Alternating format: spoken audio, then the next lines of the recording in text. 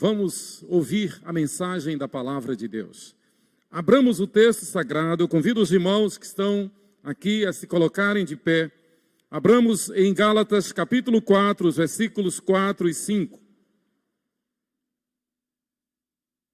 Gálatas capítulo 4, os versículos 4 e 5. Epístola de Paulo aos Gálatas, capítulo 4, versículos 4 e 5. Você que está em casa, permita que as crianças leiam o texto sagrado, leiam a Bíblia.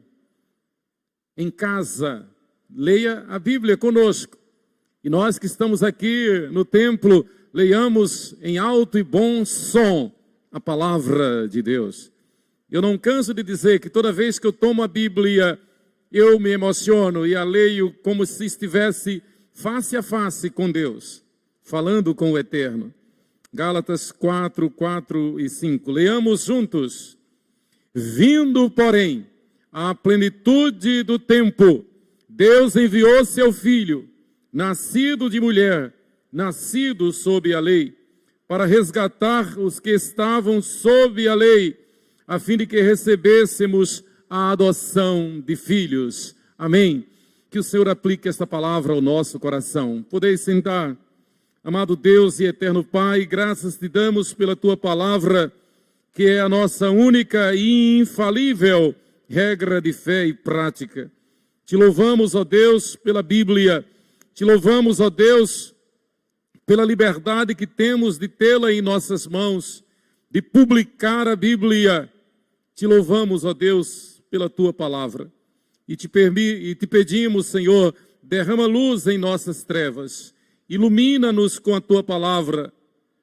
Que a tua palavra esteja guardada dentro do nosso coração, vivificando o nosso ser, para não pecarmos contra ti. A tua palavra é lâmpada para os nossos pés e luz para os nossos caminhos. Quanto amamos a tua lei, a tua palavra é a nossa meditação dia e noite. Fala, Senhor, ao nosso coração, em nome de Jesus. Amém. Queridos, eu quero compartilhar sobre o maior acontecimento da história. O maior acontecimento da história. O maior acontecimento da história não foi o teu nascimento, não foi o teu casamento, não foi a tua formatura, não foram as tuas conquistas, nem de homem algum. O maior acontecimento da história não foi o homem subir e pisar na lua, foi Deus descer e pisar na terra. Quem disse isso foi o reverendo Billy Graham. O maior acontecimento da história não foi o homem subir e pisar na lua, mas foi Deus descer e pisar na terra. Queridos, sem dúvida alguma, o Natal de nosso Senhor é o maior acontecimento da história. E nós temos o dever santo, o dever bíblico de comemorar o Natal com maestria, comemorar o Natal com doutrina, comemorar o Natal como testemunho e proclamação do Evangelho. Sem dúvida alguma, esta é uma missão da igreja fiel ao Senhor Jesus Cristo. Sem este acontecimento, nós não teríamos o segundo maior acontecimento da história, que foi justamente a sua morte e ressurreição, que é a celebração da Páscoa. Primeiro o Natal, depois a Páscoa.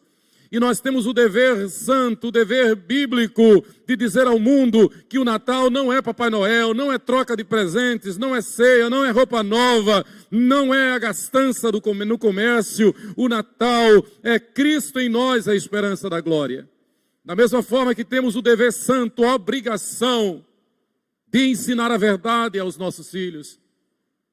Eu fico pasmo, eu fico bobo de ver, com dor no coração, como quando eu já ouvi uma família crente, gente da igreja, dizer: não, eu ensino sobre Papai Noel aos meus filhos, porque as crianças precisam do lúdico, as crianças precisam sonhar com coisas lúdicas.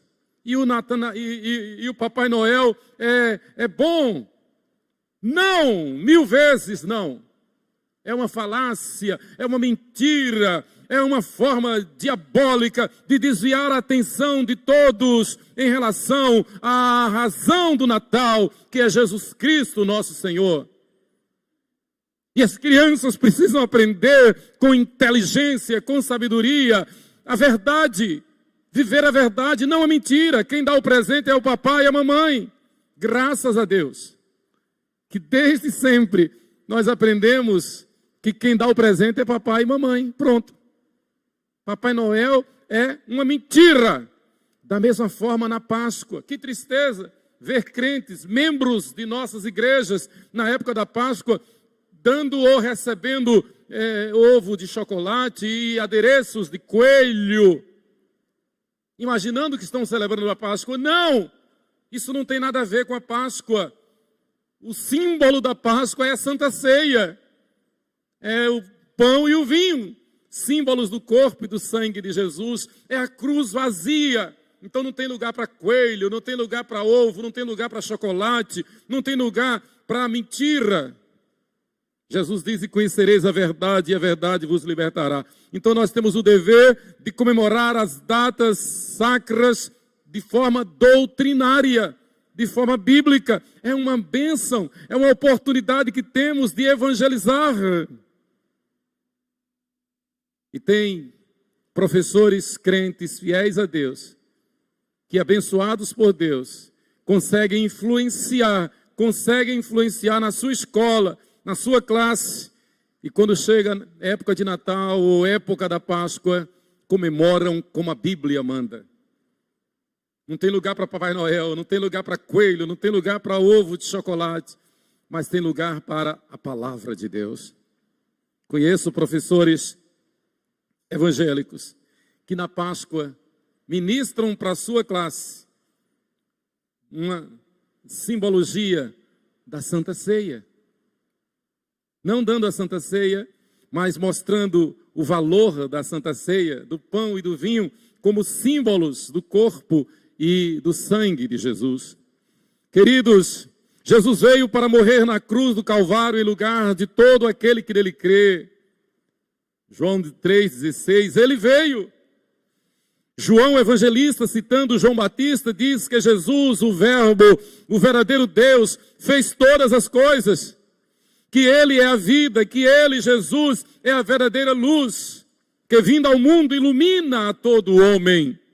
Ele é onisciente. Adverte também do fato de que, embora sendo o Criador onipotente e estando sempre presente, onipresente, atributos exclusivos de Deus, Jesus é Deus conosco. O mundo não o conheceu.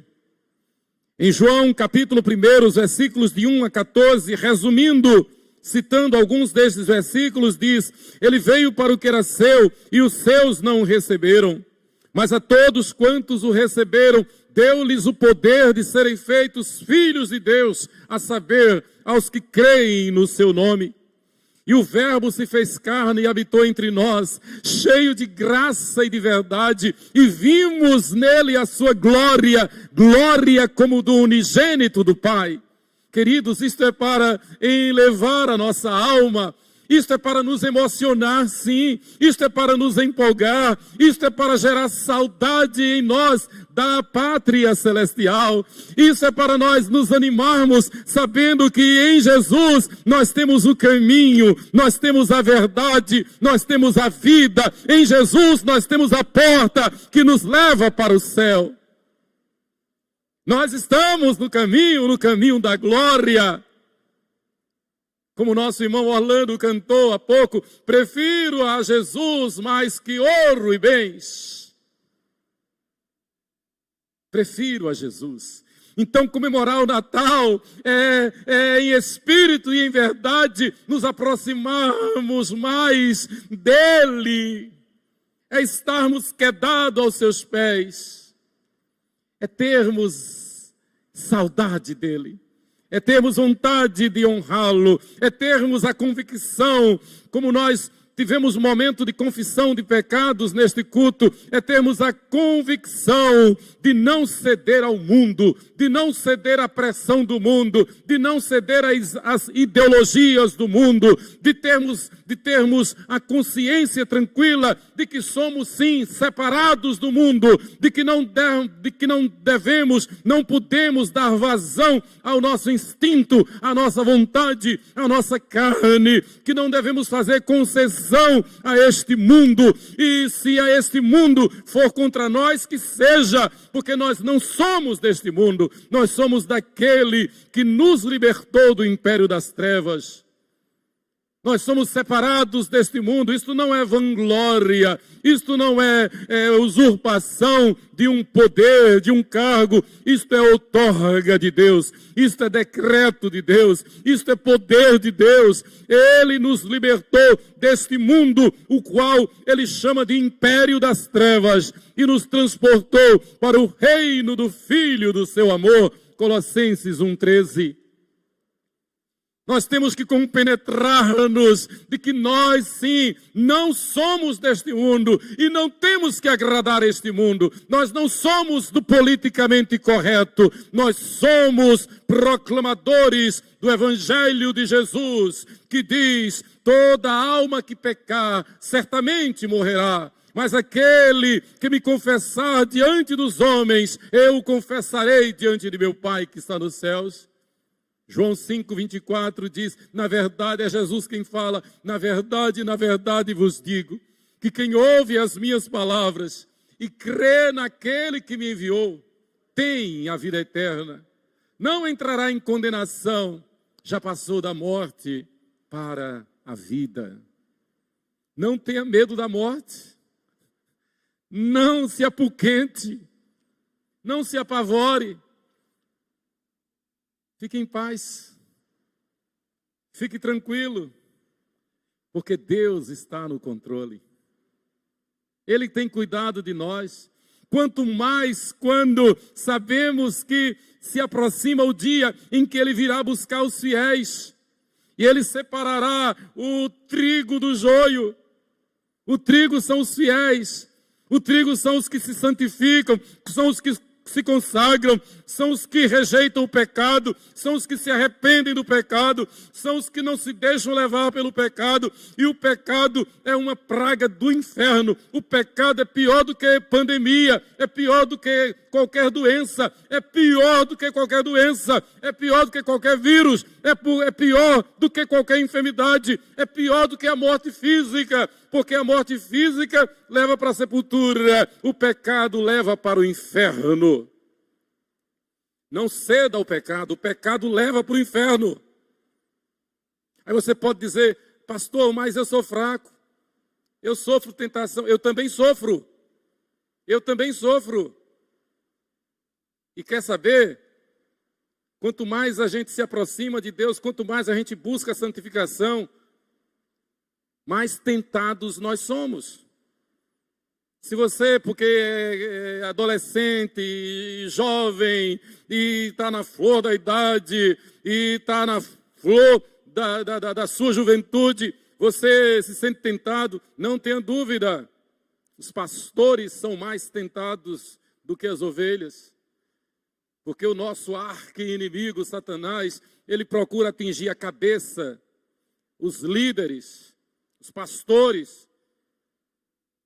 E tem que ser assim mesmo, para que nós, pastores, sejamos padrão dos fiéis. Se tem um versículo que não sai da minha mente, é o Salmo 69, versículo 9. Não sejam envergonhados por minha causa, os que esperam em ti, ó Senhor, Deus dos exércitos. Nem por minha causa sofram vexame os que te buscam, ó Deus de Israel. Salmo 69, versículo 6. Então Jesus veio para nos salvar, e o Verbo se fez carne e veio habitar entre nós, cheio de graça e de verdade. E vimos a sua glória, glória como do unigênito do Pai. Ele é o único gerado, Ele é o Filho perfeito de Deus. Os homens, nós não somos filhos de Deus. Não!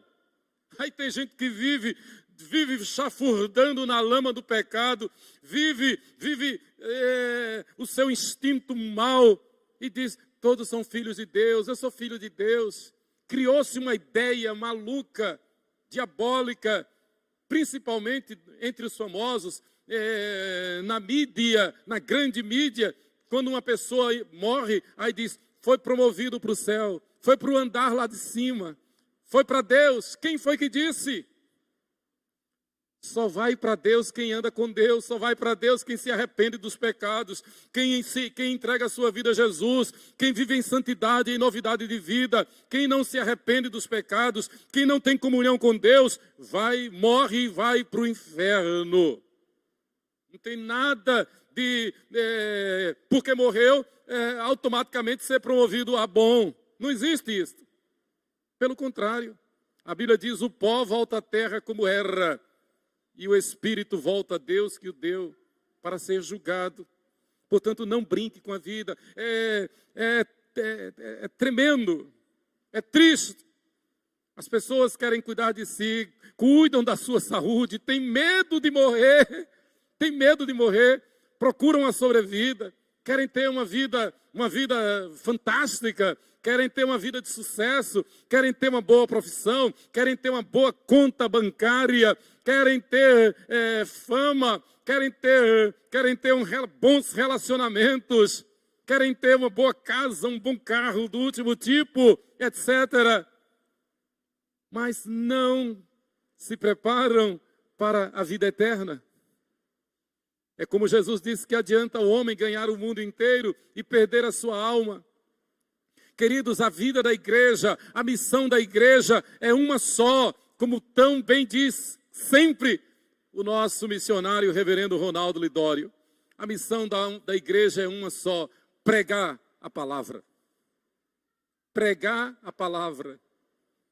O professor João Maurício Vanderlei foi um dos luminares da Igreja Presbiteriana do Brasil, de Garanhuns.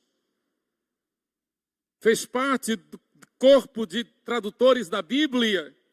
Foi professor do nosso seminário presbiteriano do Norte.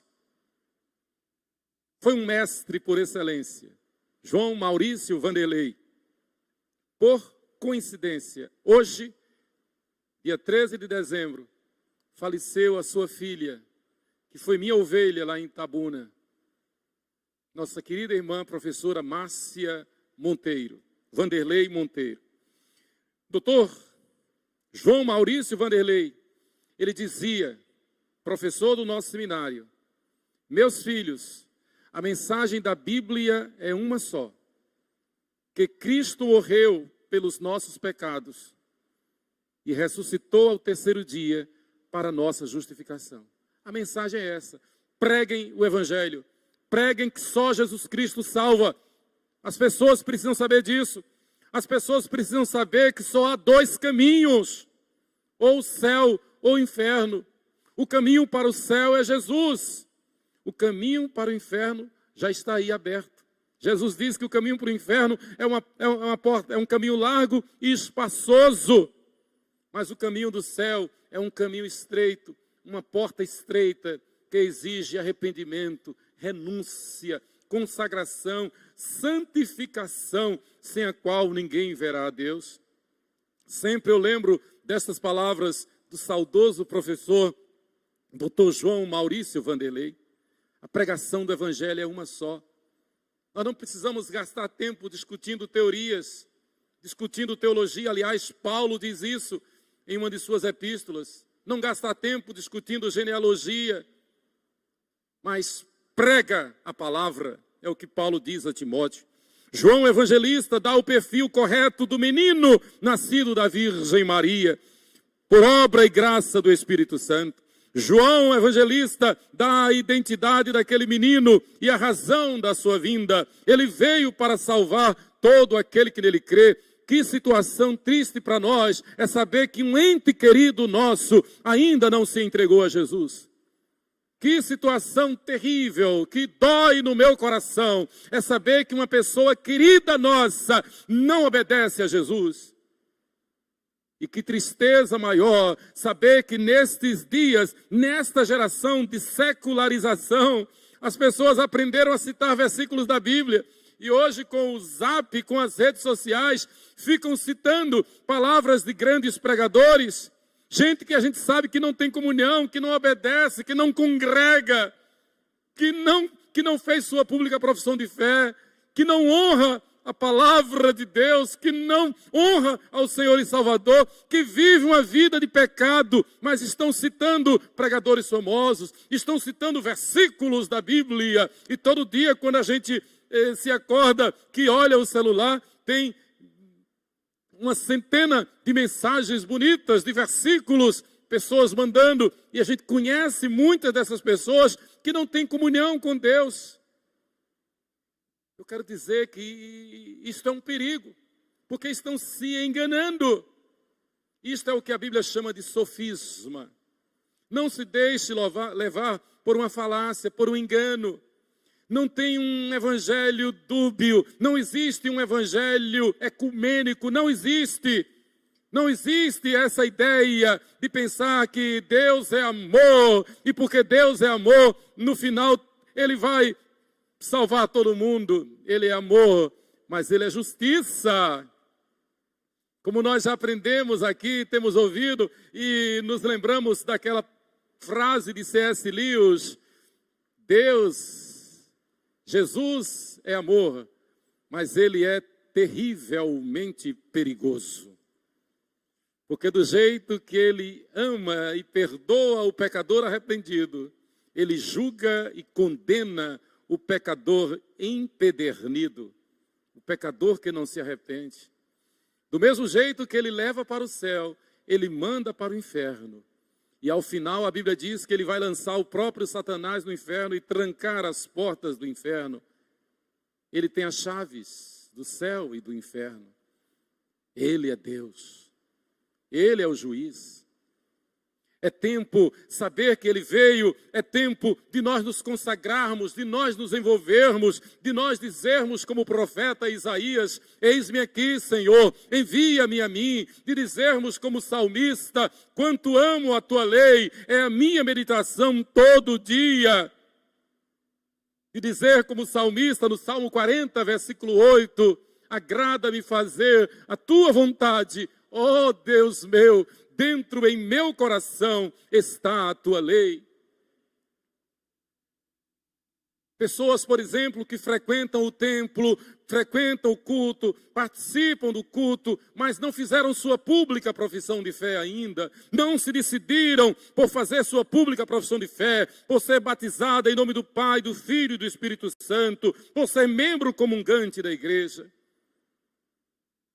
De Deus não se zomba, de Deus não se brinca com Deus. Jesus, nosso Senhor, Deus conosco, estabeleceu 2 sacramentos para tipificar a sua igreja, os membros da sua igreja. Querer ir para o céu, querer ser abençoado por Deus, implica em submeter-se aos seus sacramentos, ao batismo e à Santa Ceia. A Santíssima Trindade, em concílio, resolveu criar o homem à sua imagem e semelhança. A palavra para Deus em Gênesis capítulo 1, versículo 26, é Elohim. E Elohim no hebraico dá a ideia plural, ou seja, Deus Pai, falando com Deus Filho e Deus Espírito Santo. Foi uma das mais belas lições que eu aprendi com o meu professor de hebraico, o saudoso reverendo Dr. Hans Neumann. Elohim dá a ideia clara. No hebraico, quando você lê Elohim, você entende que é Deus Pai, Deus Filho, Deus Espírito Santo. Não são 3 deuses, é um Deus que subsiste em 3 pessoas. É de arrepiar, é emocionante. Por isso que o bom seminário tem que ter os originais. O Orlando é professor de hebraico. Queridos, quando do batismo de Jesus por João Batista, vemos de forma tão clara a manifestação da Santíssima Trindade. E é importante conhecer a doutrina da Santíssima Trindade quando nós comemoramos o Natal. Muita gente pensa, e aquilo que o presbítero Francisco falou é verdade, Tem surgido uma ideologia, tem surgido um argumento pedagógico e político nestes dias, querendo negar o antes e depois de Cristo. Querendo negar que nós estamos no ano 2020 a partir do nascimento de Jesus. É uma política séria. É uma ideologia socialista, marxista, esquerdista, que tem se difundido principalmente pela Europa e os Estados Unidos e tem chegado ao Brasil. Da mesma forma que eles querem acabar com o sexo masculino e feminino.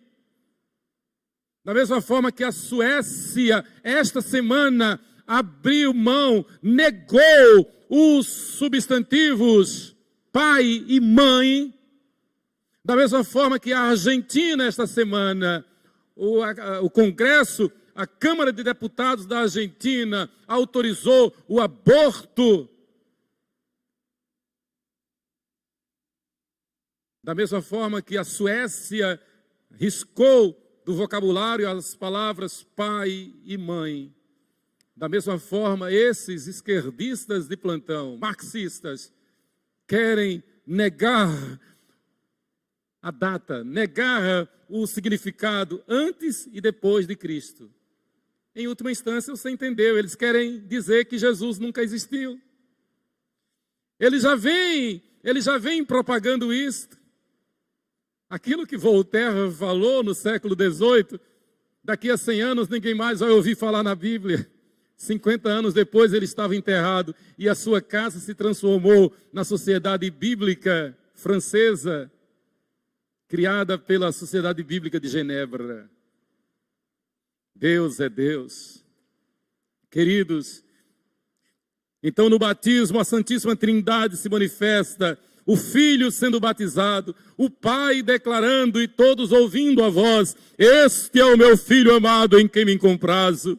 Mateus 3,17, e o Espírito Santo descendo como pomba, em forma corpórea, vindo sobre Jesus. Mateus 3,16. Voltando ao Gênesis, homem e mulher, Deus os criou e ordenou que obedecessem sempre à santidade divina, sob pena de, desobedecendo, sofrer a pena de morte. Quem criou a pena de morte não foi homem, foi Deus. Toda alma que pecar, certamente morrerá. Adão e Eva perderam então de uma vez para sempre a capacidade do livre-arbítrio. Não tem essa história de livre-arbítrio para a salvação. Eu posso ou não posso aceitar. Aqueles que creem que Deus os amou e os salvou, estes dizem amém. Eu creio, Senhor, creio em Ti, ó Deus. Eu creio. E obedecem. As minhas ovelhas ouvem a minha voz e me seguem. Então não existe essa opção de você aceitar ou não aceitar. Os de Deus seguem. Os de Deus, as ovelhas de Deus, não se deixam levar pelos ideólogos de plantão que são mercenários, que são lobos com pele de cordeiro. As ovelhas de Deus ouvem a voz de Deus e seguem. A minha oração, a nossa oração é que você seja ovelha de Deus. Você criança, você adolescente, você jovem, a minha oração é que você seja ovelha de Deus e diga, eu quero me batizar em nome do Pai, do Filho e do Espírito Santo. Eu quero comungar, eu quero participar da Santa Ceia, eu quero ser um membro da igreja. A Bíblia diz que é através da igreja que a multiforme sabedoria de Deus há de ser conhecida agora diante dos principados e potestades nos lugares celestiais. Efésios capítulo 3, versículo 10. Queridos, então não existe essa história de livre-arbítrio. Adão e Eva não só perderam essa capacidade, como também morreram. E morrer é separar, sendo afastados da presença de Deus e expulsos do Éden. Gênesis capítulo 3, e toda a sua descendência caiu, penalizada pelo pecado. O salário do pecado é a morte. Toda vez que você ouvir falar de morte, toda vez que você ouvir uma notícia de morte, saiba, a palavra de Deus está se cumprindo. A morte é consequência do pecado. A morte é o salário do pecado. Romanos 6, 23. Mas, como muito bem revela o apóstolo Paulo, Deus, e eu amo este versículo, Efésios 2, 4 e 5.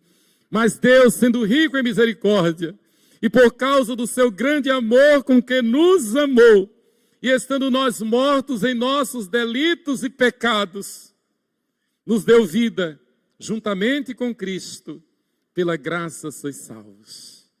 Efésios 2, 4 e 5. No mesmo instante, na cena da queda e desobediência do homem, Deus, que é amor, anunciou como único meio de perdão, regeneração, salvação, santificação e glorificação, a vinda do Messias. Gênesis 3, versículo 15. Então Deus anunciou o Natal, anunciou a morte e a ressurreição do seu Filho perfeito, que foi simbolizado no Gênesis pelo quase sacrifício de Isaac no Monte Moriá, quando Deus ordenou que Abraão fosse ao Monte Moriá, levasse a lenha, levasse o cutelo, levasse o fogo e colocasse seu filho sobre aquele altar e o imolasse. E em obediência, o nosso pai da fé, quando estendeu a mão para desferir o golpe fatal sobre o seu filho Isaac, uma voz do céu ecoou e disse: Abraão, Abraão, não faças isto. E quando Abraão olhou, havia um cordeiro amarrado ali nos arbustos. Aquele cordeiro simbolizava Jesus Cristo, o Cordeiro de Deus que tira o pecado do mundo. Isaac ali representou a todos nós, lavados e redimidos pelo sangue de Jesus. Queridos, então em Gênesis Deus anuncia a vinda do Messias. Jesus, Deus feito homem, veio para morrer pelos nossos pecados e ressuscitar para a nossa justificação e então, enfim, dar-nos a vida eterna na glória celestial. Essa pregação feita pelo próprio Deus, a primeira pregação do Evangelho, quem a fez foi Deus. Gênesis 3, versículo 15. Por isso que é chamado de o proto-evangelho. A primeira pregação do Evangelho feita pelo próprio Deus. O Natal de Jesus Cristo é o anúncio do Evangelho. Jesus Cristo é o Evangelho. Por isso que toda vez que eu escrevo a palavra Evangelho, eu faço em letras maiúsculas. Aprendi na exegese de Romanos capítulo 1. Romanos capítulo 1, de 1 a 6, é o apóstolo Paulo defendendo a tese de que Jesus é o Evangelho. O Evangelho é Jesus. Jesus é as boas novas da salvação. Então nós comemoramos o Natal, comemoramos a proclamação do Evangelho, comemoramos o Natal não simplesmente pensando nas nossas festas, nas nossas comilanças. Nós comemoramos o Natal como uma oportunidade de nos consagrar, de orar, de testemunhar, de evangelizar. Que tristeza quando chega a ceia do Natal e as pessoas dizem: eu não posso ir para o culto no templo porque eu tenho que ficar em casa com a família. É triste, sim. É o momento maior, mais importante de nós como igreja nos reunirmos, não pensando na comilança, não pensando na nossa barriga, não pensando no nosso apetite, mas pensando em testemunhar o Evangelho de Jesus Cristo. Porque normalmente, quando se faz a ceia, quando se faz a celebração, talvez o máximo que se faça é uma simples oração e pronto. E quando tem troca de presentes, a brincadeira do amigo secreto, às vezes tem até briga, porque tem gente que ganha um presente que achou que aquele presente foi fraco.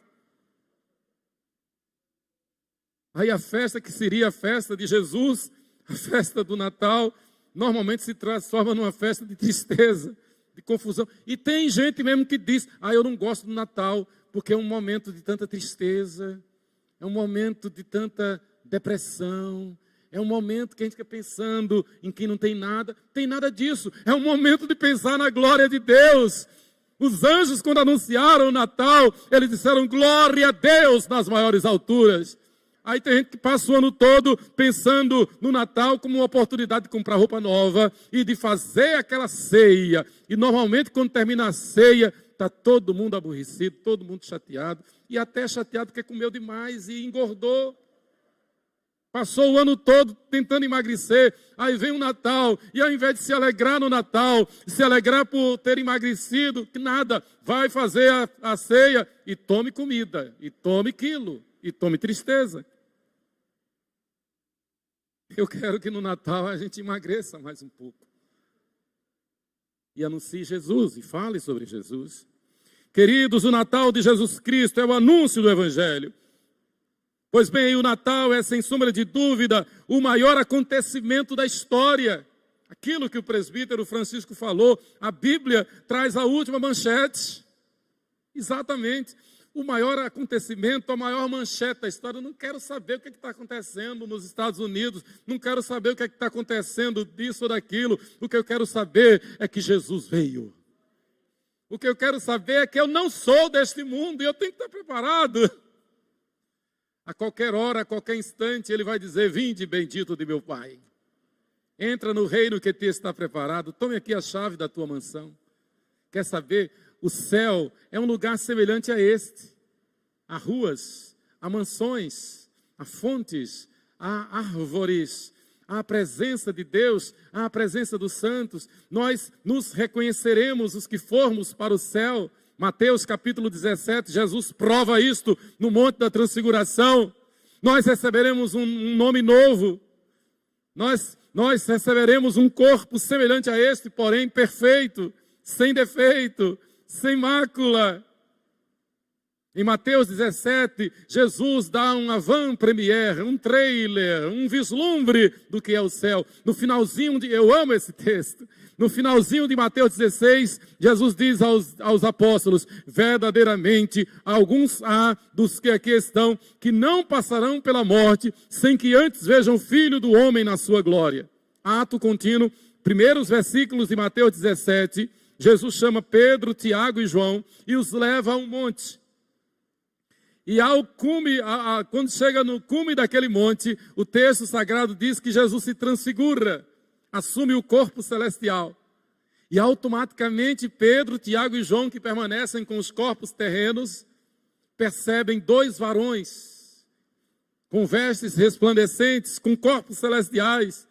E eles percebem que aqueles dois varões têm nome, têm identidade. Eles percebem que aqueles dois varões transfigurados, junto com o Cristo, com Deus, conosco, Jesus, aqueles varões são Moisés e Elias. Moisés e Elias viveram num tempo de mais de 1000 anos de distância um do outro. Mas eles se reconhecem, eles convivem, eles estão com Jesus. E Jesus então, didaticamente, mostrou a Pedro, Tiago e João e a nós, que lá no céu nós vamos nos reconhecer. Aleluia. Não vamos ter lembrança do mal, não vamos ter tristeza absolutamente. Não se preocupe, não tem lugar para tristeza no céu, não tem lugar para lágrimas, não tem lugar para dor de cotovelo. No céu só tem lugar para a paz do Senhor, para a alegria do Senhor, para a glória do Senhor. Ele veio para nos levar para o céu. Então não tenha dúvida, não se preocupe. Aliás, pense somente em deixar um bom testemunho. Pense somente em deixar um bom exemplo. Pense somente em ter a consciência tranquila de que você passou pelo vale da sombra da morte, mas testemunhou do Senhor que é o nosso bom pastor. Porque esta vida é o vale da sombra da morte. O dia em que Jesus, Deus conosco, nasceu deste mundo para buscar e salvar o que se havia perdido, é o dia mais importante. A Bíblia chama de o dia da plenitude do tempo. Foi o texto que nós lemos. Vindo, porém, a plenitude do tempo, Deus enviou seu Filho, nascido de mulher, nascido sob a lei, para resgatar os que estavam sob a lei, a fim de que recebêssemos a adoção de filhos. A epístola de Paulo aos Gálatas é Paulo mostrando aos judeus que a lei teve efeito para nos levar a Cristo e somente. Mas uma vez que Cristo veio, Ele nos libertou do jugo da lei. Os 6 capítulos de Gálatas são para mostrar que em Cristo nós fomos libertados do jugo da lei, que Cristo pagou a lei em nosso lugar, que nós, por nós, jamais poderíamos cumprir toda a lei. Esta é a tese de Gálatas. E, obviamente, fomos libertados do jugo da lei graças à vinda do Filho perfeito de Deus. E como eu disse há pouco, todos os homens não são filhos de Deus. Aí Paulo vai dizer aqui em Gálatas que para ser filho de Deus, é preciso ser adotado por Deus através de Cristo Jesus. Ou seja, é preciso estar em Cristo, para então Deus, o Pai, diga: você é meu filho porque você está com o meu filho perfeito. Mas qualquer homem não é filho de Deus. Filho de Deus é quem se arrepende dos seus pecados e entrega a sua vida ao Senhor e Salvador Jesus Cristo. A mensagem do Natal continua sendo proclamada, e a exemplo das casas e hospedarias de Belém da Judéia, ainda hoje, muitos corações se fecham para Jesus. Jesus quer entrar, mas o coração está fechado. A Bíblia registra que José e Maria encontraram somente o único lugar que José e Maria encontraram para que Maria desse a luz ao seu filho primogênito. Foi uma manjedoura, uma estribaria, um curral, o lugar onde os animais pastavam e pernoitavam. E o texto sagrado diz: porque não houve lugar para eles nas hospedarias. Nenhuma casa acolheu, nenhuma casa recebeu, nenhuma hospedaria abriu a sua porta para que aquela parturiente desse a luz ao seu filho. É uma simbologia também. Este fato histórico concreto é um símbolo que chama a atenção de todos, lembrando-nos de que há muitos corações fechados que não permitem Jesus entrar. Se você ouve o Evangelho e crê no Evangelho, abra o teu coração. Jesus diz em Apocalipse 3:20: eis que estou à porta e bato. Se alguém ouvir a minha voz e abrir a porta, eu entrarei em sua casa, cearei com ele e ele comigo. Jesus está falando isso. Abra a tua porta, deixe Jesus entrar. Feche a porta para o pecado. Feche a porta para as imundícies dos Filipes Netos da vida. Feche a porta para as imoralidades da televisão. Desligue a televisão. Desligue. Não se deixe levar por essas notícias horrorosas. Busque a Deus. Busque a palavra de Deus. Alimente-se da palavra de Deus. Hoje, quando comemoramos o dia da Bíblia, que motivo especial para buscarmos a Bíblia mais e mais. Para a glória de Deus, para a glória de Deus. Este ano eu li a Bíblia 3 vezes. Eu quero no próximo ano ler 4 vezes. Leia a Bíblia. Gaste tempo lendo a Bíblia. Desligue a televisão. Desligue-se muito das redes sociais. Graças a Deus, queridos, que não sabemos quem são os eleitos de Deus. Por isso, a sua grande comissão nos impõe ir por todo o mundo, pregando o Evangelho a toda criatura. Na grande comissão não nos cabe discutir quem são os eleitos ou não, até porque não nos compete julgar. Jesus disse que muitos que parecem ser salvos não o são, e muitos que parecem perdidos são eleitos e serão salvos. Mateus 21, 31 e 32. Portanto, a nós nos compete viver por modo digno do Evangelho. Uma coisa é certa, sabemos que o Senhor está peneirando a igreja. Com tristeza eu vi uma manchete hoje, quando abri no Google uma manchete: pastor é o conselheiro do Porta dos Fundos. E esse pastor diz que fazer humor com as coisas sagradas da Bíblia é benéfico, faz bem. Nunca foi pastor. Este nunca foi pastor. Mas é interessante, a mídia pega isto e nivela então, e diz: então esse pastor falou, todos os pastores pensam isto. Pastor do inferno. O cristão fiel, seja membro de igreja, seja o pastor, o cristão fiel, não cede ao pecado, não procura agradar o mundo, não procura agradar ao pecado. O pastor fiel, o membro fiel, o cristão fiel, ele procura santidade e novidade de vida. Jesus veio para nos santificar. Jesus veio para nos fazer santos. Jesus veio para nos levar para o céu. Jesus veio para que nós vivamos na expectativa do céu, com saudade do céu. Da linda pátria estou, tão longe, cansado estou. Eu tenho de Jesus saudade. Oh, quando é que vou? Passarinhos, belas flores querem me encantar. Oh, terrestres esplendores, de longe eu enxergo lá. Esta é a minha vida. Este é o meu modus vivendi, deve ser o teu. Queira ir para o céu, mas queira estar aqui na terra apenas para proclamar o Evangelho. Na tua escola, você como estudante, você como profissional, no teu condomínio, onde quer que seja, onde quer que esteja, seja uma testemunha do Evangelho. Você que é coaching, você que é um mestre, você que é um doutor, um PhD, seja antes de tudo um ganhador de almas para Jesus.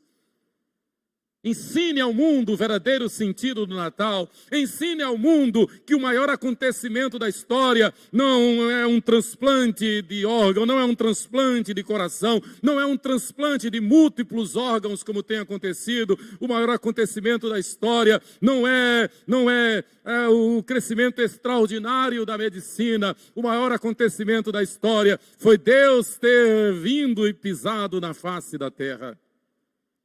Queridos, quantos eleitos passaram a maior parte do tempo negando? Embora muitos eleitos professem a sua fé ainda na juventude, como é o caso, por exemplo, do reverendo Billy Graham, do reverendo Russell Shedd, homens de Deus que tomaram sua decisão aos 5 anos de idade. Mas há muitos que só no final da vida, como por exemplo, aquele malfeitor que foi crucificado ao lado direito de Jesus, no último suspiro, ele teve a oportunidade de conversão. O doutor Saulo de Tarso, já na maturidade, já na segunda metade da sua vida, aquele homem que perseguiu os cristãos, aquele homem que ordenou a morte de muitos cristãos, aquele homem que ordenou a morte do primeiro mártir do cristianismo, o diácono Estevão, foi Saulo de Tarso, um doutor, um membro do Sinédrio, um político famoso, importantíssimo, poderoso. Na segunda metade da sua vida, no caminho de Damasco, uma luz brilhou no seu caminho e ele teve um encontro com Jesus. Era um eleito, um predestinado.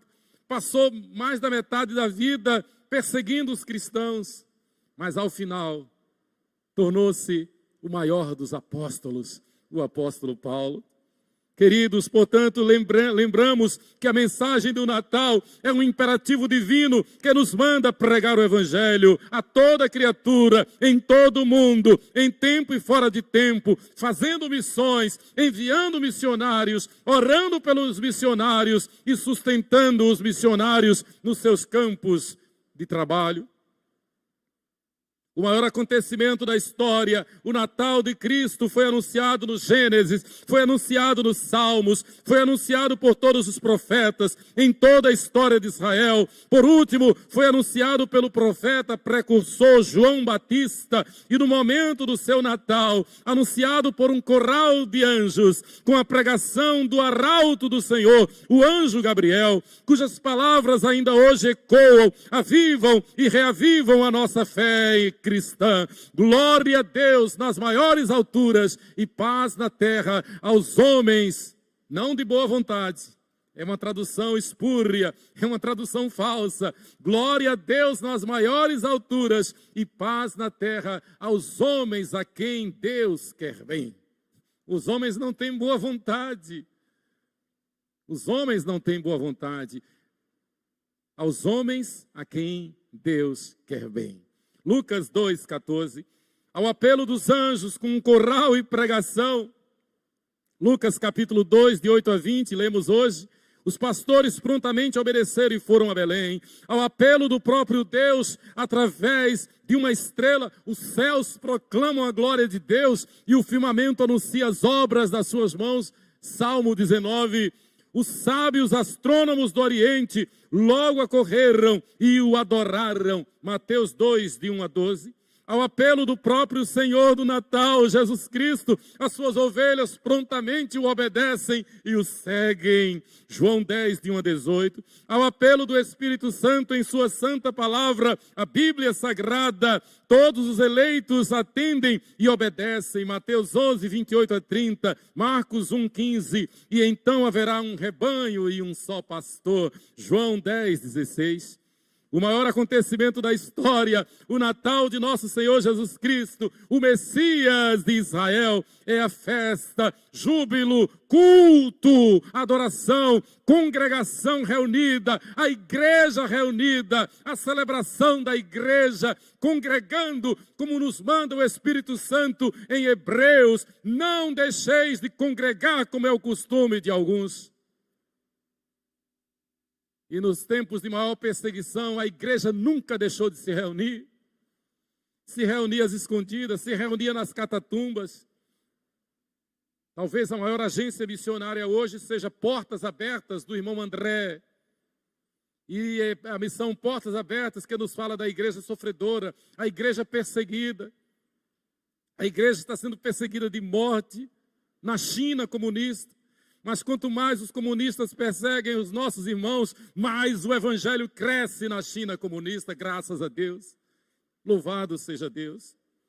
Queridos, o Natal é a consumação do que o Espírito Santo vem anunciando desde o Gênesis. É a reunião de todo o povo, de todas as tribos, línguas e nações em torno de Deus conosco. Povo esse que jazia em trevas, mas sobre quem resplandeceu a grande luz. Isaías capítulo 9, versículo 2. Povo que é desgovernado, estava sob a anarquia do pecado, agora encontra no Natal de Jesus Cristo, conforme prometido 700 anos antes pelo profeta Isaías, aquele que tem o governo sobre os seus ombros. Aquele que nos consola hoje e sempre, pois para todos os que creem, Ele, Jesus Cristo, é o nosso maravilhoso conselheiro, Deus forte, Pai da eternidade, o príncipe da paz, e sobre os seus ombros está um governo que não tem fim. Aleluia! Ele é o Rei dos Reis. A Bíblia diz que todo joelho se dobrará diante dele e toda língua confessará que ele é o Senhor, para a glória de Deus Pai. Prepare-se, a qualquer hora, a qualquer instante, ele dirá aos seus eleitos, ele dirá aos seus fiéis: vinde, bendito de meu Pai, entrai no reino que te está preparado desde a fundação do mundo. E nós vamos dizer amém, aleluia, só se for agora. Devemos estar prontos. Devemos estar preparados. Eu quero partir e estar com Cristo, que é incomparavelmente melhor. Queridos, não é porque alguém se serve da música, por exemplo, de forma profana, que eu vou deixá-la. Eu quero defender aqui o fato de que nós temos o dever de comemorar o Natal. Não é porque alguém usa instrumentos musicais ou o tempo ou seus talentos de forma profana que eu irei deles me privar. Pelo contrário, toda a minha vida, meus dons e talentos, consagro-os ao meu Deus. Não é porque alguém comemora o Natal de forma equivocada que eu vou deixar de comemorar. Eu estou falando isso porque há um grupo de crentes dentro das nossas igrejas que dizem: não vou comemorar o Natal. Porque tem gente que comemora errado, então eu não vou comemorar. Lê do engano. Então tem gente que usa a Bíblia como amuleto e por isso eu vou deixar de usar a Bíblia como amuleto. Eu tenho ido muito a Salvador e eu vejo muito lá em Salvador, muito, dá vontade de fotografar, de filmar, mas deixa quieto. Eu vejo muito no painel dos carros, no painel dos automóveis, uma Bíblia aberta. Dessa última vez que eu fui, eu vi uma Bíblia aberta e amarrada. Eu acho que amarrou assim para que as páginas não saíssem do lugar. Que adianta? Então não é porque alguém usa a Bíblia dessa forma que eu vou deixar de usar a Bíblia. Não é porque alguém está comemorando o Natal de forma equivocada que eu vou deixar. Este ano nós não colocamos as luzes do Natal aqui por uma questão de consciência. A igreja não está nem podendo se reunir. A igreja está mais em casa. e realmente uma consciência de que este ano tem sido um ano difícil. Mas você sabe, normalmente a gente coloca as luzes, as lâmpadas, que são um símbolo da luz do mundo, que é Jesus. Queridos, ainda mais, não é porque o herege usa a Bíblia de forma errada que eu vou deixar de usá-la. Seja Deus verdadeiro, Romanos 3:4. O Natal que comemoro é o maior acontecimento da história. É o Natal do meu Senhor e Salvador Jesus Cristo, Deus conosco. Para a glória de Deus Pai e na unidade do Espírito Santo. O maior evangelista de todos os tempos modernos, do século XX, o reverendo Dr. Billy Graham, ele disse: o maior acontecimento da história não foi o homem ter subido e pisado na lua, foi Deus ter descido e pisado na terra. Feliz Natal com Jesus no coração. Que Deus nos abençoe. Amém.